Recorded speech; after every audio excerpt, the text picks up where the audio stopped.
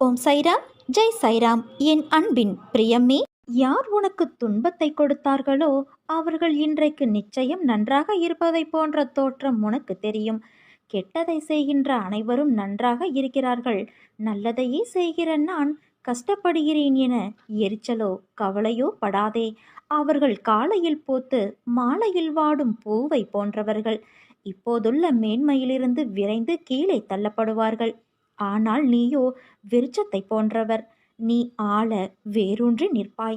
அநேகம் பேர் உன்னை ஏமாற்ற வந்தாலும் அயர்ந்து போகாதே. எத்தனை இழப்புகள் வந்தாலும் சோர்ந்து போகாதே. நான் ஆழமாக வேர் விட்டிருக்கும் விருட்சம் என்று சொல்லிக்கொள். நீ மலர்கள் மட்டும் அல்ல, கனிகளையும் தருவாய். அதன் மூலம் வருகின்ற நன்மை பலருக்கும் பயனாக இருக்கும். நாம் இன்று கஷ்டப்படுவதைப் போலத்தான் நாம் எதிரில் இருப்பவரும் ஒரு நாள் துன்பத்தை அனுபவிக்கப் போகிறார் என்பது உனக்கு தெரிந்துவிட்டால் நிச்சயமாக அவர்கள் மீது கோபப்பட மாட்டாய். அவர்களுக்காக நிச்சயம் நீ பரிதாபப்படுவாய். இன்று நான், நாளை நீ என்று சொல்லிக்கொள்வாய்.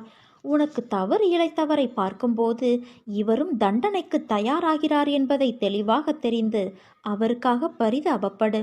எந்த சூழ்நிலையிலும் பாதிக்கப்பட மாட்டாய். ஏனென்றால் உன் மனதை படிக்கிற நான் நிச்சயம் வெகுமதிகளை அள்ளித் தருவேன். உனக்காக நான் வகுத்த வழியில்தான் நீ பயணிக்கின்றாய். பயமின்றி முன்னேறு என் குழந்தையே. வரும் தடைகள் எல்லாம் உன் நலனுக்காகத்தான். உன் பொறுமைக்கும் நம்பிக்கைக்கும் நீ கனவிலும் நினைக்காத வாழ்வை நான் உனக்கு அமைத்து தருவேன். எப்போதுமே ஒன்றை புரிந்து கொள். பகைவர்கள் உனக்கு வெளியில் இல்லை. பலவீனமான எண்ணங்களே உன் உண்மையான எதிரிகள். அறிவு ஒன்றுதான் அச்சத்தை முறிக்கும் மரிய மருந்து. அறிவை வளர்த்து கொண்டால் எல்லாவிதமான பயங்களும் அகன்றுவிடும். செயல் புரியாத மனிதனுக்கு தெய்வம் ஒருபோதும் உதவி செய்யாது. எத்தனை கவலை சோதனை வந்தாலும் நம்மால் அதை கடந்து போக முடியும் என்ற தன்னம்பிக்கை கொண்ட மனமிருந்தால் போதும், எதையும் சாதித்து விடலாம். பெரும்பாலான தோல்விகளுக்கு காரணம் உன்னிடம் உள்ள அவநம்பிக்கைதான். வாழ்க்கை என்பது துல்லியமான அறிவியல் அல்ல, அது ஒரு கலை. அனுபவித்தால் மட்டுமே அது புரியும். யோசித்து ஒரு செயலை செய்ய தொடங்கும் போது செவிடாய் மாறிவிடு. ஏனென்றால் முதலில் உற்சாகமான சொற்களை விட கேலி சொற்கள் தான் அதிகம் இருக்கும். வாழ்வதற்கு நிறைய சிரமப்பட வேண்டிய அவசியமில்லை. ஆனால் சாதிக்க வேண்டும் என்றால் நிறைய சிரமப்பட வேண்டும். வெற்றி பெற விரும்புவோர் செல்லும் பாதை சிவப்பு கம்பளம் விரித்து இருக்காது, கரடுமுரடான பாதையாகத்தான் இருக்கும். அதில் பயணம் செய்துதான் நாம் வெற்றி பெற வேண்டும். வாழ்க்கையில் நம்பிக்கை, நிதானம், பொறுமை, சகிப்புத்தன்மை, உண்மையான அறநெறியில் வாழுதல், புறம் பேசாமல் இருத்தல், இதை நீ கடைபிடித்தாலே உன் பாதை மேலும் சுகமான பயணமாய் அமையும். உனக்கு என் அருளும் ஆசியும் எப்போதும் உண்டு என் செல்ல குழந்தையே. என்னை கேவலமாக பேசியவர்கள் முன் நான் வாழ்ந்து காட்ட மாட்டேனா என்று நீ ஏங்கிக் கொண்டு இருக்கிறாய். கவலை கொள்ளாதே. சத்தியத்திற்கும் எனக்கும் கட்டுப்பட்டு நேர்மையோடு இருக்கும் நீ நிச்சயம் தடைகளை தகர்த்து வெற்றியடைவாய். உலகில் சிலர் எப்பொழுதும் மற்றவர்களை காயப்படுத்தி கொண்டுதான் இருப்பார்கள். அதைத்தான் அவர்கள் உனக்கும் இழைக்கிறார்கள். அந்த சொற்களுக்காக நீ வருந்தாதே. மனதைரியத்தோடு நீ உன் கடமைகளை செய். உன்னுடைய ஆற்றலை தேவையற்ற இவர்களிடம் ஏன் வீணாக்குகிறாய்? இதுவரை உன் மனதில் இருந்த வலி, துக்கம், தோல்விகளால் மனம் வெறுத்து போய் பரிதவித்தது எல்லாம் முடிவுறும். உன் உழைப்பிற்கு ஏற்ற பலன் கிடைக்கும். நிம்மதியும் சந்தோஷமும் அழகாய் பூத்து குலுங்கும் வண்ண மலர்களைப் போல இனி உன் வாழ்க்கையில் என்றும் வசந்தம் வீசும். உன்னை ஏளனமாக பார்த்து நகைத்தவர்கள் முன்னால் கொடியாய் நீ உயர்ந்து நிற்பாய் என் குழந்தையே. அந்த காலம் வெகு தூரத்தில் இல்லை. என் குழந்தையின் நல்வாழ்வே எனக்கு மகிழ்ச்சியை தரும். நிச்சயம் தடைகளை தகர்த்து நீ வெற்றியடைவாய். நான் அடைய வைப்பேன். கவலைப்படாதே. உன் வாழ்வில் நீ படும் வேதனைகள் அனைத்தும் பொடி பொடியாக உன்னை விட்டு நீங்கப் போகிறது. உன்னை தொடரும் துயரங்கள் அனைத்தும் இன்றோடு விலகப் போகிறது. உனக்கு துணையாக நான் இருக்கப் போகிறேன். இன்று இரவோடு உன் துன்பங்கள் அனைத்தும் முடியப் போகிறது குழந்தையே. நாளை முதல் ஆனந்த வாழ்வை நீ ஏற்கப் போகிறாய். உன்னோடு நான் இருக்க கவலை எதற்கு உனக்கு? என்னை அலை. கனப்பொழுதில் உன்னை காத்தருள்வேன். நீ எல்லா செல்வங்களையும் பெற்று சீரும் சிறப்புமாய் வாழ்வாய். கவலைப்படாதே குழந்தையே. உன்னோடு என்றுமே நான் இருப்பேன். உன் வாழ்வில் ஏற்பட்ட அனைத்திற்கும் பதில் கூற நான் தயாராக இருக்கின்றேன். நீ உனக்கு யாரும் இல்லை என்று நினைத்து அழுத போதெல்லாம் என் வருகையை நீ உணர்ந்திருப்பாய். அதே போலத்தான் நீ சற்றும் எதிர்பார்க்காதவாறு இன்று உன் மனதை மாற்றினேன். நீ சந்தோஷத்தில் திக்குமுக்காடி இருந்ததை பார்த்து பூரித்து போய் பார்த்து கொண்டு இருந்தேன். உன்னை சுற்றி உன்னை உண்மையாக நேசிப்பவர்களை இன்று நீ உணர்ந்தாயல்லவா? என் குழந்தையான உன்னை சிரித்து கொண்டே இருப்பதை பார்க்கும்போது நான் இந்த உலகத்தையே மறக்கின்றேன்.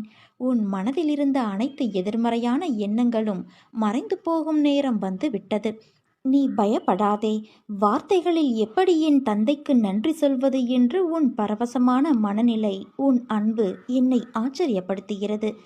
என் கருவில் நான் சுமக்கும் என் உயிரில் பாதியானாலும் என் உயிராய் தந்தைக்கு இருக்கும் குழந்தை நீதான். என் அருளும் ஆசிர்வாதமும் எப்போதும் உண்டு.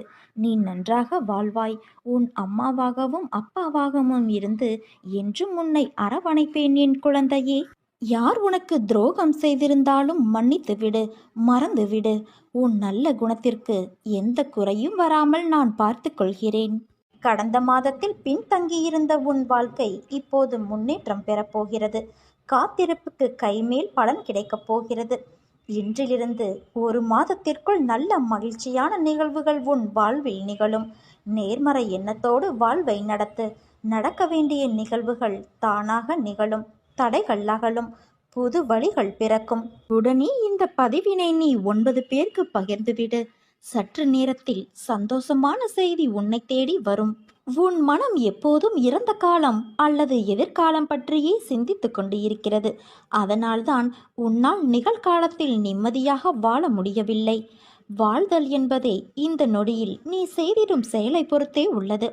நீ உன் வாழ்வில் சகல வளங்களையும் பெற்று சீரும் சிறப்புமாய் வாழ வேண்டுமானால் சிலவற்றை நீ பின்பற்றத்தான் வேண்டும். உனக்கு தெரியாத ஒன்றை பற்றி எனக்கு தெரியும் என்று மற்றவர்களிடம் நீ காட்டிக்கொள்ளாதே. அதை கடைசி வரை தெரிந்து கொள்ளாமல் இருப்பதும் மிகப்பெரிய முட்டாள்தனம். சூழ்நிலையை உருவாக்க சமாளிக்க தெரிந்து கொள். ஏனென்றால் எந்த சூழ்நிலையானாலும் அதை கையாள தெரியவில்லை என்றால் உன்னால் தோல்விகளை தவிர்க்க முடியாது. உன் வெற்றிக்கு நீ மட்டுமே காரணம் என்றும், ஆனால் அதே தோல்வியுற்றால் அதற்கு பிறரையும் மற்ற சூழ்நிலைகளையும் காரணம் காட்டுவது மிகப்பெரிய தவறு. வாழ்க்கையில் நிம்மதி, மகிழ்ச்சி உனக்கு வேண்டும் என்றால் வாழ்க்கையில் உதவிய அனைவருக்கும் அன்பையும் நன்றியையும் வெளிப்படுத்து. இந்த மனநிலை உனக்கு நிம்மதியை அள்ளித்தரும். கடின உழைப்பு, அர்ப்பணிப்பு, சூழ்நிலைகளை அணுகும் முறைகள், விடாமுயற்சி, பொறுமை, கடைசி வரை போராடும் தன்னம்பிக்கை இவையெல்லாம் உன் வெற்றிக்கான படிகள். என் வார்த்தைகள் மீது நம்பிக்கை வைத்து நீ செயல்படு. நிச்சயம் நல்லதே நடக்கும். ஏனென்றால் நீ என் பரிபூரண அருளும் ஆசிர்வாதமும் என் அன்பும் பெற்ற என் செல்ல குழந்தை. கவலைப்படாதே என் தங்கமே. நிச்சயம் நீ நினைத்து கூட பார்க்க முடியாத அளவுக்கு உன் வாழ்க்கை மாறும். உன் தந்தையான நான் மாற்றுவேன். நீ விரும்புவதை விரைவில் பெறுவாய். உன் வாழ்வில் அனைத்து மங்களங்களும் உண்டாகும் என் தங்கமே. கொஞ்சம் நீ பொறுமையாக மட்டும் இரு. அதற்கு பரிசு நீ அனுபவித்த சோதனைகளை விட பல மடங்கு சிறப்பான ஒன்றை நான் கொடுப்பேன். நான் உன் முன்னேதான் அமர்ந்து கொண்டு இருக்கிறேன். உன் கோரிக்கைகளை கேட்டுக்கொண்டே இருக்கிறேன்.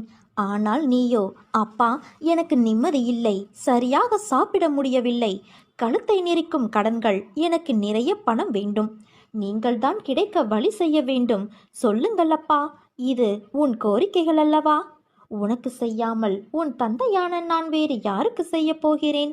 ஆனால் வருவதற்கு முன்பு உனக்குள் இருக்கும் அகங்காரங்கள், அகந்தைகள், மமதைகள், ஆசைகள் இவை அனைத்தையும் தீ வைத்து எரித்து விட்டு வா.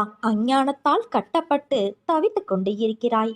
அதற்காக என்னை நீ பரீட்சித்து பார்க்கிறாயா? நான் பாரபட்சமின்றி செய்பவன். யாருக்கும் பேதம் பிரித்து பார்க்க மாட்டேன். அனைவரும் என் பிள்ளைகள். உன் கர்ம பலன் உன்னை இப்படி பேச வைக்கிறது. ஆனால் அதற்காக நான் உன்மேல் கோபம் கொள்ள மாட்டேன். ஆசைகளை தவிர்த்து விடு. உன்னை தேடி அனைத்தும் வந்து நிற்கும். எதற்குமே உனக்கு நம்பிக்கை வேண்டும். எதையும் தைரியமாக எப்படி வாங்க முற்படுகிறாயோ அதை அடைப்பதற்கும் அதே போல உனக்கு தைரியம் வேண்டும். அதற்கான வழிவகையை உன் தந்தையான நான் செய்வேன். உன் வாழ்க்கையின் தரத்தை நான் உயர்த்தப் போகிறேன். நம்பிக்கையோடு இரு. உன் அப்பா நான் இருக்கிறேன். நான் உன் அன்பிற்கு வசப்பட்டு விட்டேன். இனி உன்னை விட்டு உன் தந்தையான நான் எங்கும் போக மாட்டேன். இனி உன் எதிர்காலத்தை பற்றி உனக்கு கவலையே வேண்டாம் என் குழந்தையே. முக்காலமும் நான் உனக்காக நிற்பேன், உனக்கு துணையாக நிற்பேன். என்மேல் நம்பிக்கை கொள். உனது துயரங்கள் விரைவில் ஒரு முடிவுக்கு வரப்போகிறது. தேவையில்லாமல் உன் கண்களை நீ கலங்க வைக்காதே. நான் உன்னோடு இருக்கும்போது எதற்காகவும் கலங்காதே. என்னை மீறி எதுவும் உனக்கு நடக்கப் போவது இல்லை. உன்னை நான் தேர்ந்தெடுத்து நான் வசிக்கும் இடத்திற்கு வர வளைத்தேன். எந்த சூழ்நிலையிலும் கலங்காதே குழந்தையே. என் வாக்கு என்றுமே பொய்யாகாது. எந்த சூழ்நிலையிலும் உன்னை நான் கைவிட மாட்டேன். நம்பிக்கையோடு இரு. உனக்கு என்ன வேண்டும்? உனக்கு கொடுத்து அழகு பார்க்காமல் நான் வேறு யாருக்கு தரப்போகிறேன்? வேண்டியதை எடுத்துச் செல். என் கஜானாவின் வாயிற்கதவுகள் உனக்காக எப்போதுமே திறந்து இருக்கும். உன் துயரங்கள் அனைத்தும் விலகப் போகிறது. எது உன்னிடத்தில் சேர வேண்டுமோ அது உன்னிடத்தில் சேர வேண்டிய நேரத்தில் தானாகவே வந்து சேர்ந்துவிடும். அனைவரும் வியக்கும் வண்ணம் நீ உயரக்கூடிய கால நேரம் இது என் குழந்தையே. நிம்மதியாக இரு, மகிழ்ச்சியாகவும் இரு. உன் கர்ம பலன்கள் ஒவ்வொன்றாக விலகப் போகிறது.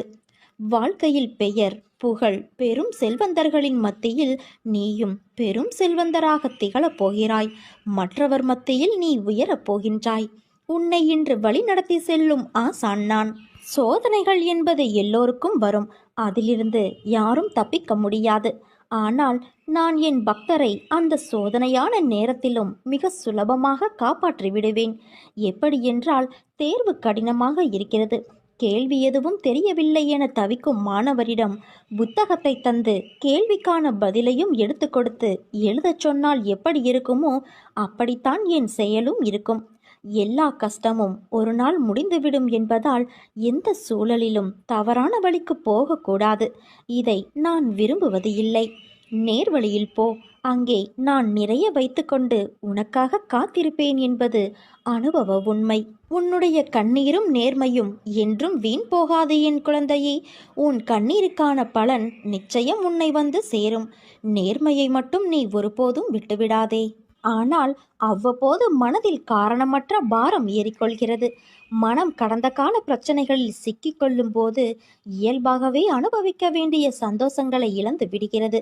அதனால் குடும்பத்தில் எது நடந்தாலும் கண்டும் காணாமல் இரு. முடியாத நிலையில் வீட்டை விட்டு வெளியே வா. அருகில் உள்ள கடைவீதிக்கு சென்று வா. எப்போதும் என்னை நினைவில் வை. உன் மனதை சாந்தப்படுத்தி உன்னை துன்பங்களிலிருந்து உன் தந்தையான நான் காப்பேன். உன்னை புரியாமல் உன்னிடம் வீணாக சண்டை போடுபவர்களுக்கு அவர்களின் தவறை நான் உணர வைப்பேன். உன் வாழ்க்கையில் உனக்கு எவ்வளவு கஷ்டங்கள் வந்தாலும் என் முகத்தை நீ பார்க்கும்போது உன் மனதில் ஒரு நம்பிக்கை வரும் அல்லவா? அந்த நம்பிக்கைதான் உனக்கு எல்லாமே கை கொடுக்கப் போகிறது. இன்று உன்னுடைய பிரார்த்தனைகளை உன் தந்தையான நான் என் மனதார ஏற்றுக்கொண்டேன். உன் பிரார்த்தனைக்கான பலனை நீ விரைவில் அடைவாய். உன் உருகிய மனதோடு என்னை ஒருமுறை அப்பா என்று அழைத்துவிடு. நீ யாராவது ஒருவருக்கு ஒரு பொருளை பயன்படுத்துவதற்கு கொடுத்தால் அந்த பொருளை அந்த நபர் பயன்படுத்திவிட்டு கொடுக்கும் பொழுது அந்த பொருள் நீ கொடுத்தது போலவே நன்றாக இருந்தால் நீ அப்பொழுது என்ன நினைப்பாய்? அந்த நபர் மீது உனக்கு ஒரு நம்பிக்கை வரும். அந்த நம்பிக்கை எப்படி என்றால், அந்த நபருக்கு நீ திரும்பவும் அவர் கேட்கும் பொருளை கொடுக்க முன் வருவாய். அப்படித்தானே? அதே அந்த நபர் உன் பொருளை பழுதாக்கியோ அல்லது சேதப்படுத்தியோ உன்னிடம் திரும்ப கொடுத்தால் உனக்கு அவர் மீது எண்ணம் என்ன தோன்றும்? அந்த நபர் திரும்ப எத்தனை முறை கேட்டாலும் நீ எந்த பொருளையும் கொடுக்க மறுப்பாய். அப்படித்தானே? ஒவ்வொரு மனிதனுக்கும் இடையிலேயே இப்படிப்பட்ட நம்பிக்கை சார்ந்த செயலாற்றம் இருக்கும் பொழுது இறைவனிடம், பிரபஞ்சத்திடம் கேட்கும் எந்த ஒரு பிரார்த்தனைக்கு எவ்வளவு நம்பிக்கை சார்ந்த செயல்முறை தேவை? பிரபஞ்சம் உன்னிடம் கொடுத்த காற்று, நீர், உணவு, உணர்ச்சி, நிலம் ஆகியவற்றை அது கொடுத்தது போலவே அவற்றை அதன் தன்மை மாறாமல் நீ இதுவரை கொடுத்து இருக்கிறாயா? அல்லது கொடுக்க முயற்சியாவது எடுத்து இருக்கிறாயா? தனித்தனியே ஒவ்வொரு மனிதனுக்கும் இந்த பிரபஞ்சம் மேலே குறிப்பிட்ட எல்லாவற்றையும் பயன்படுத்த கொடுத்தது. ஆனால் நீ அவற்றை எல்லாம் எப்படி திரும்ப கொடுத்திருக்கிறாய்? கொஞ்சம் சிந்தித்துப்பார். கொடுத்ததையெல்லாம் சேதப்படுத்தி வைத்து இருக்கிறாய். அதனால்தான் உன் பிரார்த்தனையோ அல்லது உன் வேண்டுதலோ இறைவனிடம் ஏற்றுக்கொள்ள மறுக்கப்படுகிறது. உன் சுய சிந்தனையில் உனக்கு என்றைக்கு இறைவன் கொடுத்ததை நாம் சரியாகத்தான் பயன்படுத்தி இருக்கிறோம் என்று உணர்கிறாயோ அன்று உனக்கு நீ கேட்கும் பதில் கிடைக்கும். இதுவும் நம்பிக்கை சார்ந்ததுதான். அந்த நம்பிக்கையே இறை நம்பிக்கை. உன் சுற்றுச்சூழல் நன்றாக இருந்தால் நீயும் நோய் நொடியில்லாமல் நன்றாக இருப்பாய். நீ உண்ணும் உணவையும் அருந்தும் நீரையும் சுவாசிக்கும் காற்றையும் சுத்தமாக இருக்க கவனி. சேதப்படுத்திவிட்டு திரும்பவும் உனக்கு புது வாழ்க்கை கேட்டால் படைப்பின் சக்தி எப்படி கொடுக்கும்? பிரபஞ்ச கூற்று அனைத்துமே இறைவனின் படைப்பு. அன்பு குழந்தையே, உனக்கும் எனக்கும் இடையே உள்ள பந்தத்தை வார்த்தைகளால் வர்ணிக்க முடியாது. நான் என்னையே மறந்து தியான நிலையில் இருக்கும் தருவாயிலும் கூட உன்னை மறக்க முடியாமல் உன் தந்தையான நான் இருக்கிறேன். ஒருவரும் உன் வாழ்க்கை பயணத்தை புரிந்து கொள்ளப் போவது இல்லை. நீ இங்கு வாழ்வது உன் வாழ்க்கையை வாழத்தானே தவிர ஒவ்வொருவரும் உன்னை புரிந்து கொள்வதற்காக அல்ல.